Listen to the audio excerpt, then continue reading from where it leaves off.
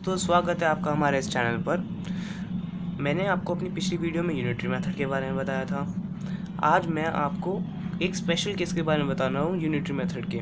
ठीक है, ये स्पेशल केस समझने में थोड़ा सा कॉम्प्लिकेटेड लग सकता है, तो आप प्लीज़ इस वीडियो को अंत तक देखें। तो एक एग्जांपल लेते हैं कि मैंने कहा कि मैंने एक गड्ढा खोदने को 3 लोगों को कहा। एक गड्ढा खोदने को कहा 3 लोगों को, और उन्हें 10 मीटर का गड्ढा खोदना है। अब उन 3 लोगों को 10 मीटर का गड्ढा खोदना है और उन्हें लग रहे हैं 2 आवर्स, 2 घंटे लग रहे हैं उनको 10 मीटर का गड्ढा खोदने में इन 3 लोगों को। ठीक है, अब मैंने कहा कि तुम दोनों हटो। मैंने इन दोनों को यहाँ से हटा दिया, फेंक दिया यहाँ से, और कहा कि सिर्फ ये अकेला आदमी ही अब गड्ढा खोदेगा 10 मीटर का। तो ये 10 मीटर का गड्ढा अकेला आदमी खोद रहा है, तो जो इसे टाइम लगेगा वो हमेशा ज़्यादा ही तो होगा, वो 2 घंटे से ज़्यादा ही तो होगा।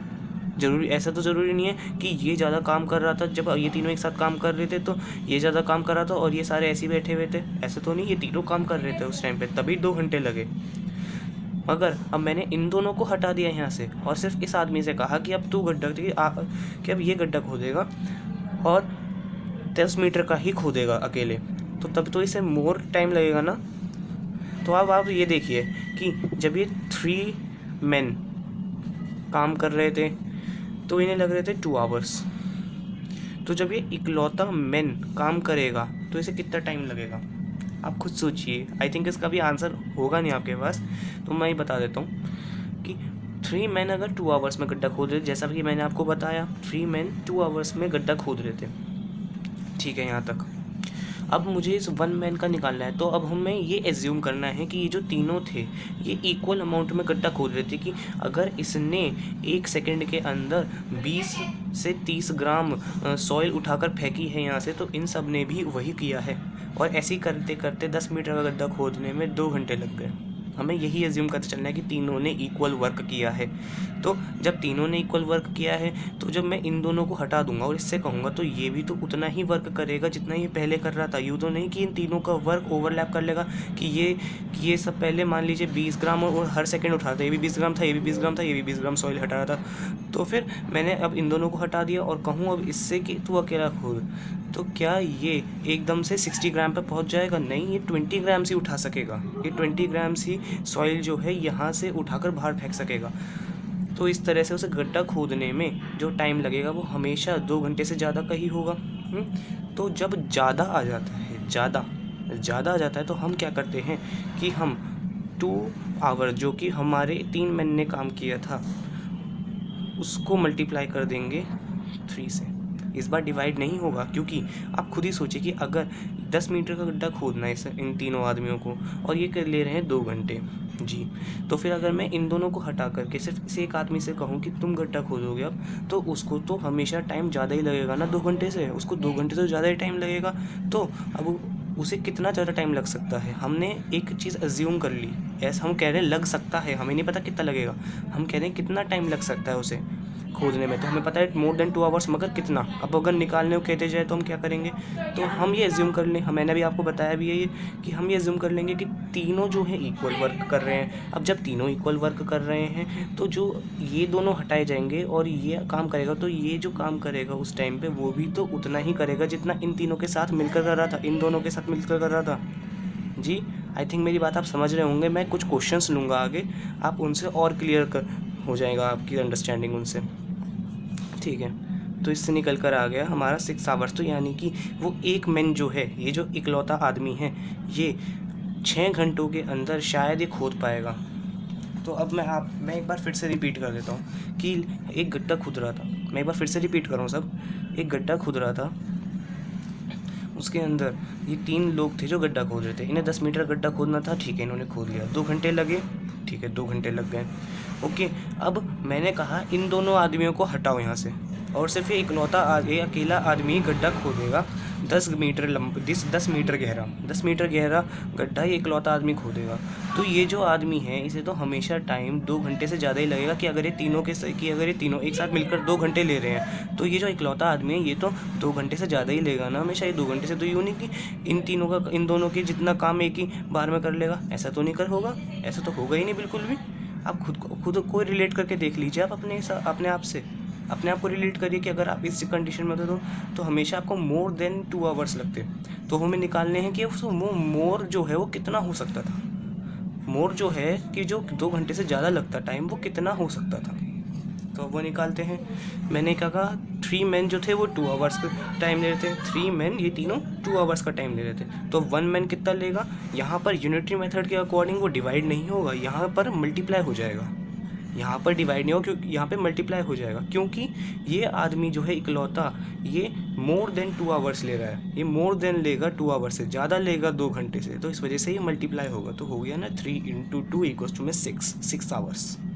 ओके, आई होप कि आप समझे होंगे। मैं आपको 1-2 क्वेश्चन कराता हूँ, आपको उससे और क्लियर होगा। जी दोस्तों, अब देखिए मैंने आपको एक क्वेश्चन लिया है समझाने के लिए और थोड़ी क्लियर अंडरस्टैंडिंग हो सकती है आपकी इससे। If 40% consume 1 quintal rice in 2 months, अगर 40 लोग 1 क्विंटल राइस को कंज्यूम कर रहे हैं यानी खा रहे हैं 2 मंथ्स के अंदर। मैं आपकी जनरल नॉलेज के लिए पहले बता दूं कि जो 1 क्विंटल राइस है इसका मतलब होता है 100 kgs। 1 क्विंटल राइस का मतलब होता है 100 kgs, ये आप याद रखिए, जनरल नॉलेज के लिए था।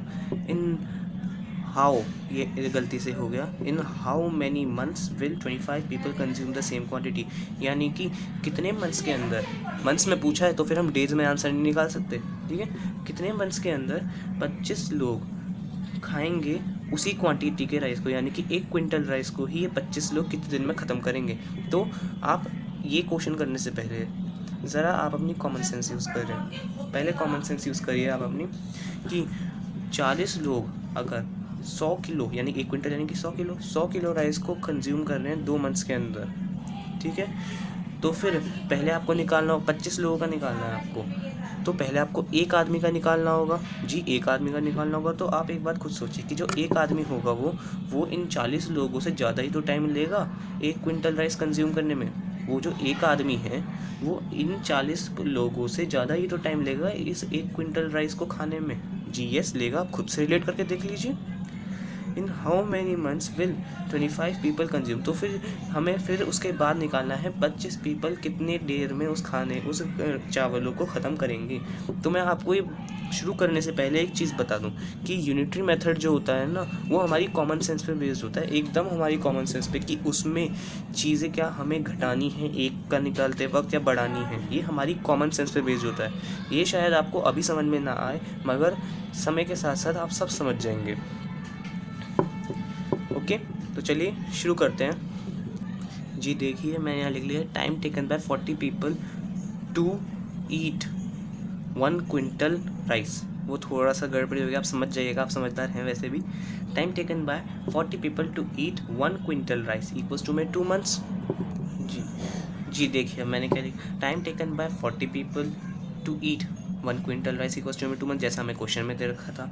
Time taken by 1 person to eat 1 quintal rice. तो अब हमें निकालना है कि एक आदमी कितने टाइम में ख़त्म कर सकता है 1 क्विंटल चावलों को। तो आप ये करने से पहले फिर से कॉमन सेंस यूज़ करिए कि 40 लोग ज़्यादा हैं एक से, तो और वो 1 क्विंटल राइस खा रहे हैं 2 मंथ्स के अंदर। तो जो एक आदमी है ये 1 क्विंटल राइस को खाने में ज़्यादा टाइम लेगा ना इनसे, जितना इन्होंने टाइम लिया उससे ज़्यादा ही टाइम लेगा। ऑब्वियस सी बात है, ज़्यादा लोग मिलकर ज़्यादा खाना खाते हैं और कम टाइम लेता है खाना ख़त्म होने में। एक आदमी अगर उन सारे खाने को खाएगा उतने ही खाने को जितना उन ज़्यादा लोगों ने खाया है, तो फिर वो ज़्यादा टाइम लेगा ना उस सारे खाने को ख़त्म करने में। जी बहुत कॉमन सेंस की बात थी, इसी वजह से मैं कह रहा हूँ कि यूनिटरी मेथड जो है एक कॉमन सेंस पे बेस्ड होता है हम लोगों की, बिल्कुल कॉमन सेंस पे, ठीक है। तो फिर जब 1 पर्सन को मैं निकालूंगा तो फिर जो हमें पहले तो हम क्या करते थे कि टोटल जो हमें दे रखा है उसकी डिवाइड कर देते थे। अब हम टोटल जो दे रखा है डिवाइड तो नहीं करने, क्योंकि हमें पता है कि एक आदमी ज़्यादा टाइम लेगा। तो हम क्या करेंगे, इस समय मल्टीप्लाई कर देंगे। जी मल्टीप्लाई कर दिया, 80 आ गया मंथ्स, 80 मंथ्स, ठीक है। अब जी देखिए, टाइम टेकन बाय 25 पर्सन्स मैंने आकर लिखा नहीं क्योंकि आप समझदार हैं, आप भी लिख सकते हैं जी, ठीक है। तो अब आप फिर से एक बार सोचिए कि अब एक आदमी जो है वो 80 मंथ्स ले रहा है वो सारे 1 क्विंटल राइस को ख़त्म करने में। तो जो 25 लोग हैं वो इस 1 क्विंटल राइस को ख़त्म करने में जो टाइम लेंगे वो इस एक आदमी के द्वारा लिए गए टाइम से कम ही होगा ना। जी कम होगा, हमेशा कम होगा।